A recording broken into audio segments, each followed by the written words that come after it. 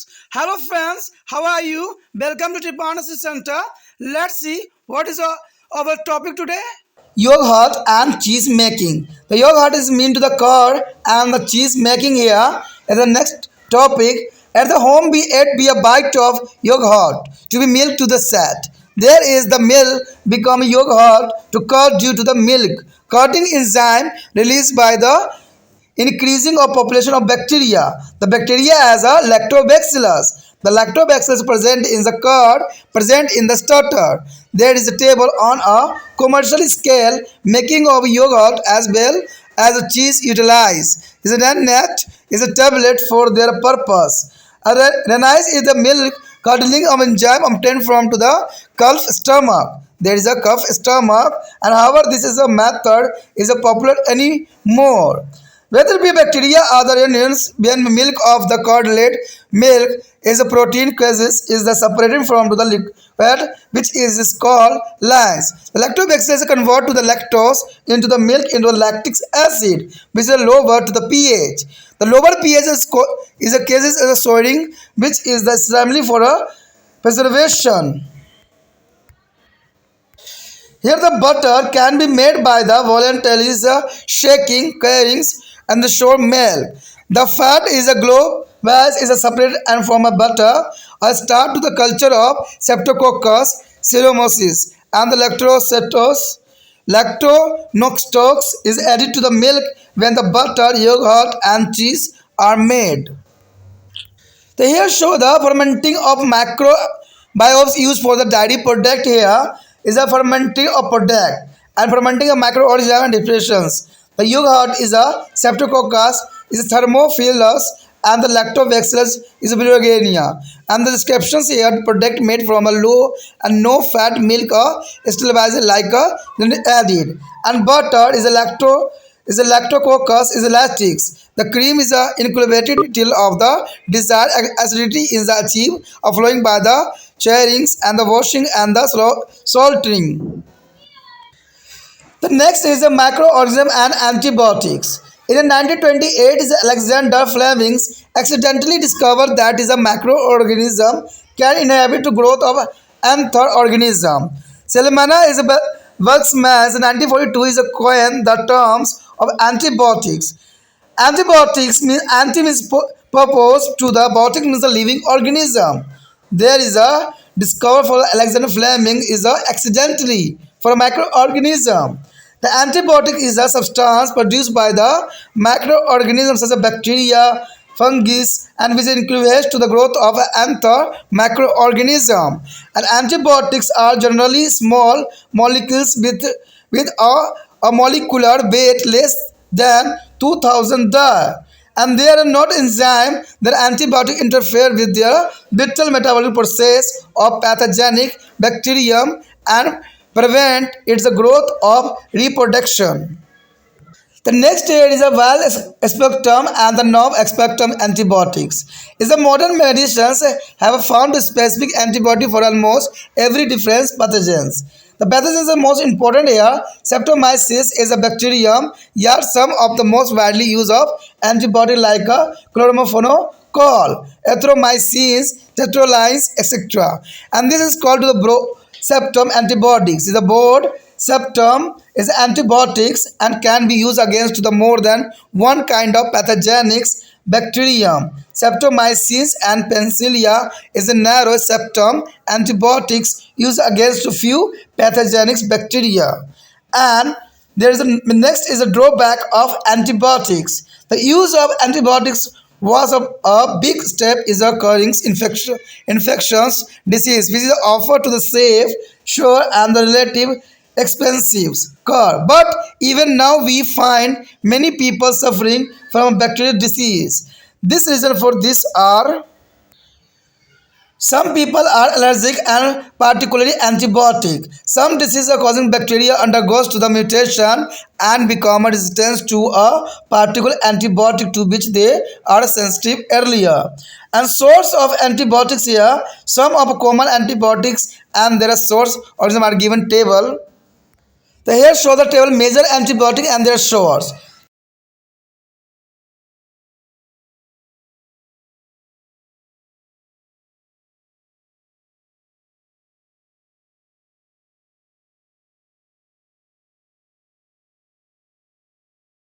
दोस्तों हमारा यहाँ पर जो अगला टॉपिक आया है वो है दही व पनीर निर्माण। देखिए ये बहुत काफ़ी इंपॉर्टेंट बात यहाँ रखता है कि दही एवं पनीर का निर्माण में जो है माइक्रो ऑर्गेनिज्म किस प्रकार जो है सहायक सिद्ध हुए हैं। कहते हैं घर पर हम दूध में थोड़ी सा जो है दही मिला देते हैं और यह जम जाता है। ऐसे दही में विद्यमान जो है लैक्टोबैसिलस की संख्या में वृद्धि के कारण संभव होता है। यानी लैक्टोबैसिलस के कारण ही जो है दूध जो है दही में कन्वर्ट होता है। अगर देखा जाए व्यापारिक स्तर पर तो दही एवं पनीर के उत्पादन के लिए जो है नरेंट टिक्कियों का उपयोग किया जाता है। ये बछड़े के आमाशय से प्राप्त की जो है कीवक रेनिन है जो दूध को जमाता है। ये विविध अब उतनी लोकप्रिय नहीं है क्योंकि आज जो है ये साधारण शब्दों में आ चुका है, साधारण बातों में आ चुका है। कहते हैं अगर बैक्टीरिया जीवाणु या रेनिन दोनों से किसी की भी द्वारा जब दूध का दही बनता है तो द्रव्य से दूध जो है प्रोटीन कैसीन अलग हो जाता है और बचे हुए द्रव्य को जो है तोड़ पानी यानी वेल्स कहते हैं। और लैक्टोबैसिलस दूध में विद्यमान जो है लैक्टोज को लैक्टिकल अम्ल में परिवर्तन कर देता है जिससे जो है पीएच कम हो जाता है और कम पीएच को जो है खट्टापन उत्पन्न होता है जो है परीक्षण के लिए अत्यंत महत्वपूर्ण साबित होता है। अगर यहाँ बात करें खट्टे दूध को जो है तेज़ी से बथने का जो है मक्खन बनाया जाता है जो कि बहुत आपको भी पता है कि जो ये सेंट्रीफ्यूजल मेथड होती है इसे दूध को जो है मथ के जो है मक्खन इसमें निकाला जाता है। कहते हैं बासा गोलकियों अलग होकर मक्खन बनाती है। जब मक्खन दही व पनीर बनाए जाते हैं तब एक प्रवर्धक संवर्धन यानी जीवाणु समूह जो है स्टोकैरियोकस क्रोमोसिस यानी ल्यूकोस्टोसिस के दूध में मिला दिया जाता है। ठीक है, तो ये काफ़ी इंपॉर्टेंट बात यहाँ पर है। अगर देखा जाए दूध उत्पादन के लिए उपयुक्त कीवन जीवाणु किस प्रकार कार्य करते हैं तो ये टेबल में आपको समझ में आ जाएगा। यहाँ पर जो अगर आप देख सकते हो तो इसमें दही है और मक्खन है। देखिए कीवन जो है सूक्ष्म जीवाणु यानी जो है प्लेटोकाकस, थैमोफाइलस और जो है लैक्टोबैसिलस और जो है विगोरियंस जिसमें है जो होता है वर्णित कहा गया है कि कम वसा का जो है वसाहीन दूध से प्राप्त उत्पाद एवं जो है जिलेटिन्स स्थायीकारक का जो है संयोजन करता है जो कि काफ़ी इंपॉर्टेंट बात है। अगर बात करें मक्खन का तो मक्खन जो होता है लैक्टिकस के रूप में विद्यमान होता है यानी सूक्ष्म जीवाणु होते हैं। अगर देखा जाए मलाई को एक अन्य जो है इनवोल्यूटेस वंचनीय गर्माहट करना पड़ता है जब तक वो इंद्रित अम्लता प्राप्त नहीं हो जाता। तब उपरांत जो है मलाई को मथ लिया जाता है और धोया जाता है और इसमें जो है नमक मिला दिया जाता है। तो ये जो है काफ़ी इंपॉर्टेंट है कि दूध उत्पादन के लिए उपयोग जो है कीवन जीवाणु किस प्रकार हमारे लिए फ़ायदेमंद है। अगर यहाँ बात करें सूक्ष्म जीव एवं जो है प्रतिजैविक की तो ये बात तो क्लियर हो चुका है कि आपको पता है कि 1928 में जो है अलेक्जेंडर फ्लेमिंग ने संयोग से ये खोज किया कि एक सूक्ष्म जीवाणु दूसरे सूक्ष्म जीवाणुओं की वृद्धि को रोक सकता है। तो ये एक्सीडेंटली ये खोज हुई जो कि बहुत ही विशिष्ट बात थी। अगर बात करें मार्शल्स वक्समैन में तो 1942 में जो है बायोटेकिक एंट्री प्रतिजैविक शब्द का प्रयोग किया गया था। इसका मतलब था एंट्री प्रति विरुद्ध बायोटिक्स जीवित जीवाणु प्रणाली। इसका मतलब यही होता है कि प्रतिजैविक जो है एंटीबायोटिक्स सूक्ष्म जीवों जैसे कि जीवाणु एवं कवक द्वारा उत्पन्न किया गया पदार्थ है जो दूसरे सूक्ष्म जीवों को वृद्धि को रोकता है। यानी ये बात काफ़ी इंपॉर्टेंट बात डिस्कवर की गई थी जो अलेक्जेंडर फ्लेमिंग के द्वारा की गई थी। ठीक है, बेशकली एक्सीडेंटली ये खोज हुई लेकिन बहुत काफ़ी जो है मैक्रो ऑर्गेनिजम्स में ये अपना और महत्वपूर्ण योगदान दिया। कहते हैं बायोटेक्नोलॉजी इसी में काफ़ी हद तक आधारित हो गई। एंटीबायोटिक सामान्यतः छोटे अणु होते हैं जिनका अणुभार 200 डाल्टन्स के कम होता है और ये कीवन नहीं है। कहते हैं एंटीबायोटिक जो है रोगजनक जीवाणुओं के प्रमुख उपचारिक प्रक्रिया के साथ जो है व्यक्तिकरण करता है और इसकी वृद्धि और जनन को भी रोकता है जो कि काफ़ी इंपॉर्टेंट बात यहाँ है। अगर बात करें व्यापक और सीमित प्रयोग करने वाले जो है एंटीबायोटिक की तो यहाँ पर स्पेक्ट्रम के रूप में होती है। यहाँ पर बात आती है कि आधुनिक औषधि में लगभग सभी विभिन्न प्रकार के जो है रोगजनकों के लिए एक एंटीबायोटिक की खोज की जा चुकी है। कहते हैं स्ट्रोमाइसिस जीवाणु से कुछ सर्वाधिक व्यापक रूप से प्रयुक्त एंटीबायोटिक जैसे क्लोरोफेनिकॉस, एरिथ्रोमाइसिन, टेट्रासाइक्लिन आदि प्राप्त होते हैं। कहते हैं इन्हें व्यापक स्पेक्ट्रम एंटीबायोटिक्स यानी ब्रॉड स्पेक्ट्रम एंटीबायोटिक कहा जाता है। यानी हम इसको ब्रॉड स्पेक्ट्रम एंटीबायोटिक्स कहते हैं और इसे एक से अधिक प्रकार के रोगजनक के जीवाणुओं के विरुद्ध प्रयोग भी किया जा सकता है जो कि काफ़ी इंपॉर्टेंट बात यहाँ पर है। अगर देखा जाए प्लेटोमाइसिन की एवं पेनिसिलिन की तो सक्रिय स्पेक्ट्रम यानी एंटीबायोटिक नैरो स्पेक्ट्रम एंटीबायोटिक है और इन्हें जो है सीमित रोगजनक जीवाणुओं के विरुद्ध भी प्रयोग किया जा सकता है। बात करें अगर एंटीबायोटिक की कमियों की, तो यहाँ पर एक बात तो क्लियर हो जाता है कि एंटीबायोटिक का प्रयोग संक्रमण रोगों के इलाज में एक बड़ा ही कदम था। सुरक्षित, निश्चित एवं अपेक्षाकृत जो है सस्ता इलाज, लेकिन आज भी कई लोग जीवाणुओं के संक्रमण के रूपन होते पाए जाते हैं और इसके निम्न कारण हैं। कहते हैं कुछ लोग एक विशेष एंटीबायोटिक के लिए संवेदनशील होते हैं और कुछ रोग उत्पन्न करने वाले जीवाणु उत्पन्न के पश्चात एक विशेष एंटीबायोटिक के जो है प्रतिरोधी हो जाते हैं, जिसके लिए ये पहले संवेदनशील थे। यानी ये बात काफ़ी इंपॉर्टेंट आ जाता है कि एंटीबायोटिक की कुछ कमियां भी यहाँ पर बायोटेक्नोलॉजी में ढूंढा गया है। कुछ लोग एक विशेष एंटीबायोटिक के लिए अति संवेदनशील होती है, जो कि काफ़ी इंपॉर्टेंट बात है, और कई जो होते हैं संवेदनशील नहीं होती है, तो ये भी बात इंपॉर्टेंट है। कहते हैं एंटीबायोटिक के सूत्र की बात किया जाए, अगर यहाँ बात करें एंटीबायोटिक के और उनके सूत्र के विषय में, तो आपके समक्ष एक टेबल प्रस्तुत हुआ है जिसमें आप देख सकते हो कि एंटीबायोटिक के समूह है और इसके सूत्र है। अगर देखा जाए टेट्रासाइक्लिन की बात, तो इसमें जो है सेट्रोप्लेटोमाइसिल प्रजाति पाई जाती है।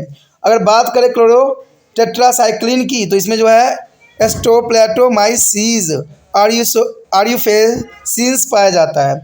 कहते हैं अगर बात करें एंटीबायोटिक समूह के क्लोरामफेनिकोल की, तो इसमें जो है एस वेनोजुलाई पाई जाती है। अगर साइक्लोहेक्सीमाइस की बात करें, तो इसमें जो है एस ग्रीसियस पाया जाता है। अगर बात करें यहाँ पर जो है सेफलोस्पेरिन की, तो इसमें जो है सेफलोस्पेरिलियम्स यानी एक्रोमेनियम्स पाया जाता है। अगर पेंसिलिन की बात करें, तो पेंसिलियम जो है क्राइसोनेजम जो है क्राइसोनेजेनम्स में पाया जाता है। तो ये नाम थोड़ा डिफिकल्ट है, लेकिन ये इंपॉर्टेंट है क्योंकि एंटीबायोटिक है और इसके सूत्र हैं, जो कि बहुत काफ़ी यहाँ पर इंपॉर्टेंट बात रखता है। The next topic is vaccination. The vaccination is the most important here. In 1790, his Edward Jenner observed to a milkmaid did not be get a smallpox as they were exposed to the mildew disease is cowpox. Jenner infected a boy with the cowpox or germs and there after 2 months with the smallpox germ. The boy did not be get a smallpox.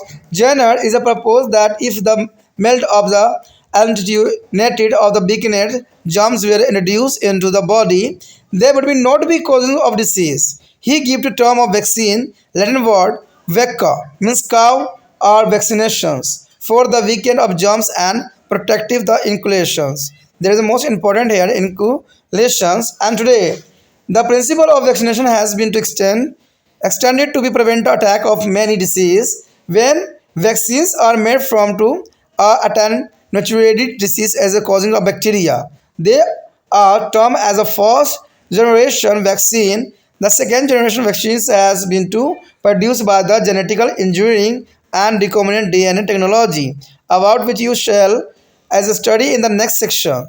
And there are second generation vaccine for a hepatitis B virus and herpesvirus are already in use. Vaccine synthesis from the chemical is called third generation vaccine.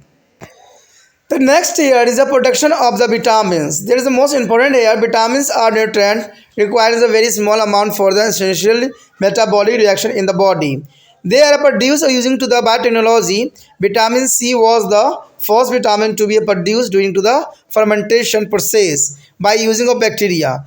B12 is a cyanobacterium and B2 is a riboflavins where it is obtained from the liver extract.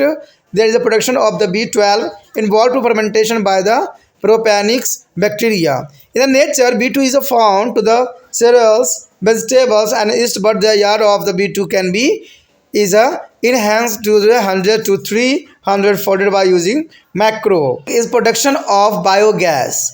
The biogas is a conventionally source of fuel. Its use can be shape of fossil fuel, coals, kerosene and petrol, which are fast getting depleted.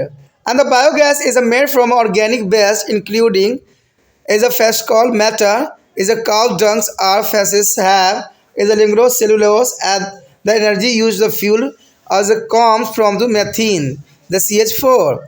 The cow dung form to the primary source of biogas. In India, cow dung is available in the plenty in the village, and the small scale of methane generating plant has been to designed. So here, any biodegradables is a substance which can be decomposed by bacteria, can be fermentation anaerobically in the absence of oxygen by the methane producing is a organic bacteria. The cow dung is the fossils are collected and put in a biogas is a digester and fermenter. A large vessel is which formations can be take place. A series of chemical reaction occur in the presence of meta-organic bacteria CH4 as a generated bacteria and leading to the production of methane CH4 and carbon dioxide. When the generated biogas few is a parameter have to be taken into the amount. There are the first here. Our formation should be a anaerobic environment and no free oxygen should be present. And second here, the pH is a pH has fermenters is should be close to the natural around to 6.8 to 7.6. The next here, the metaorganic bacteria are to be used to the fermentation. Here is a several kind of the reactor has been to design. So one side of reactor is the input that is there introducing of cow dung or fecal matter into the reactor. While other sides of the reactor has on the outlet to removal of biogas. The materials is left behind is called slurries. There is a gas get a story about the slurries level. Slurries form the excellent manure. There is the most important and there is an advantage of biogas here. The biogas is a fuel used to be a cook food and the light lamp. So that is left after biogas production from a soil container is a manure. And the biogas is a much cheaper than the LPG, liquefied petroleum gas, which we are commonly use their day in our houses. तो यहाँ पर बात अगर हम करें टीकाकरण की, देखिए टीकाकरण अत्यंत महत्वपूर्ण होता है। कहते हैं टीकाकरण करने से कई तरह की बीमारियों से जो है समय रहते छुटकारा मिल जाती है। अगर देखा जाए 1790 ईस्वी में एडवर्ड जेनर ने पाया कि ग्वालिनों को चेचक यानी मसूरी का यानी स्मॉल पॉक्स नाम की बीमारी नहीं होती है, क्योंकि वे इसे हल्की व्याधि यानी जो है गौम सूरी का यानी काउ पॉक्स के लिए जो है उद्भिषित रहती है और इससे ग्रस्त हो चुकी होती है। जेनर ने एक बच्चे को जो है ग्लास्कुरिका रोगाणुओं से संक्रमित किया और 2 माह बाद चेचक सुरिका जीवाणु से संक्रमित भी किया। बच्चों को चेचक सुरिका नहीं हुई। जेनर ने यह प्रस्ताव दिया कि यदि कमजोर एवं दुर्बल जीवाणु शरीर में प्रवेश कराए जाएं तो उनसे रोग उत्पन्न नहीं होगा। तो ये बात तो बहुत इंपॉर्टेंट है, क्योंकि अगर हम दुर्बल जीवाणु को अगर प्रवेश करते हैं तो हमारा जो है एंटीबॉडी पहले इस पर अटैक करके उसको तहस नहस कर देती है। उसने जो है वैक्सीन लेटिका बैक का गाय शब्द का प्रयोग किया और दुर्बल जीवाणु एवं उनके प्रतिरक्षा टीकों को जो है टीकाकरण वैक्सीनेशंस भी कहा। तो इस प्रकार वैक्सीनेशन का यहाँ पर नाम जो है सर्वप्रथम सामने आया। आज टीकाकरण का सिद्धांत कई रोगों के आक्रमण को रोकने के लिए प्रयोग किया जा रहा है। जब टीका जो है द्रव्य द्रव्यलित रोगकारी जीवाणुओं से बनाए जाते हैं तो उन्हें प्रथम पीढ़ियों के टीके कहा जाता है, यानी प्रथम पीढ़ी के टीका होता है, जो कि बहुत काफ़ी इंपॉर्टेंट यहाँ पर बात रहती है।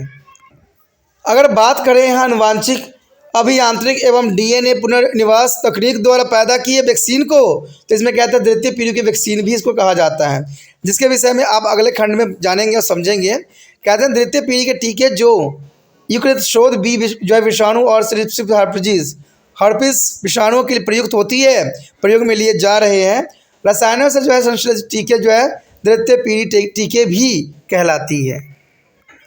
अगर बात करें यहाँ पर विटामिनों के उत्पादन के लिए, तो कहते हैं विटामिन ऐसे पोषक तत्व है जिनकी आवश्यकता बहुत ही अल्प मात्रा में शरीर की आवश्यक जो है अपचायी प्रक्रिया के लिए पड़ती है।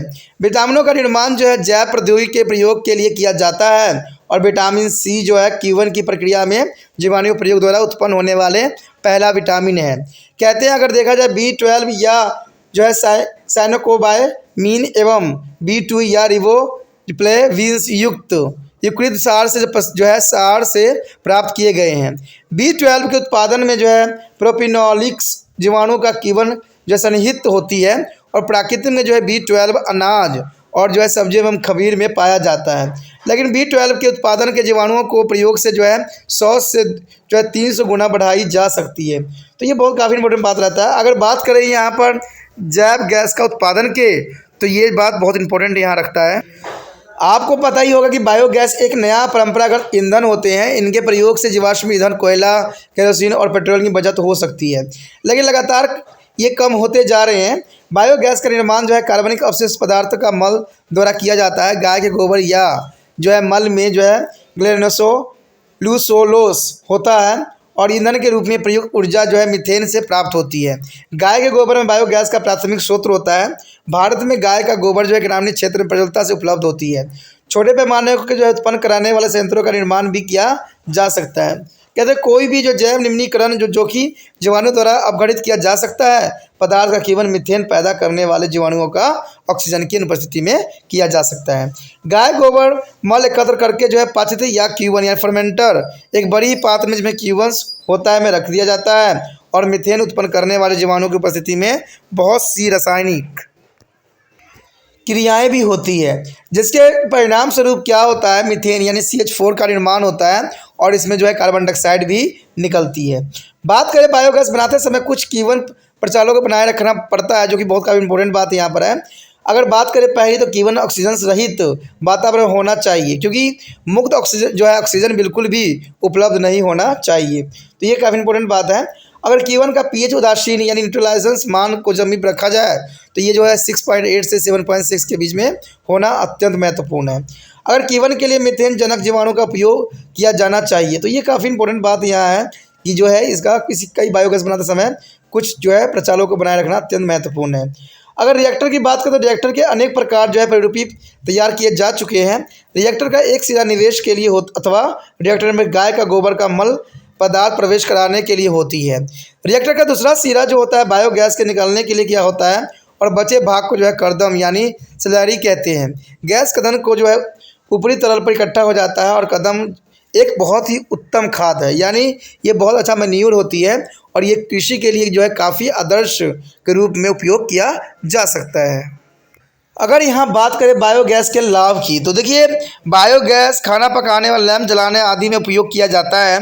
बायोगैस के निर्माण के बाद बचा जो है कदम मूत्र यानी अनुकूलम खाद बनता है, यानी मैन्यूर बन जाता है, जो कि कृषि के लिए अत्यंत महत्वपूर्ण होता है और किसी प्रकार के पोल्यूशन भी नहीं फैलता है। बायोगैस जो है द्रव्य युक्त पेट्रोलियम गैस से भी सस्ती होती है। तो ये कई मायने में आने वाला समय में ये भविष्य में ये बहुत बड़ा जो है अपना कार्य सिद्ध कर सकता है।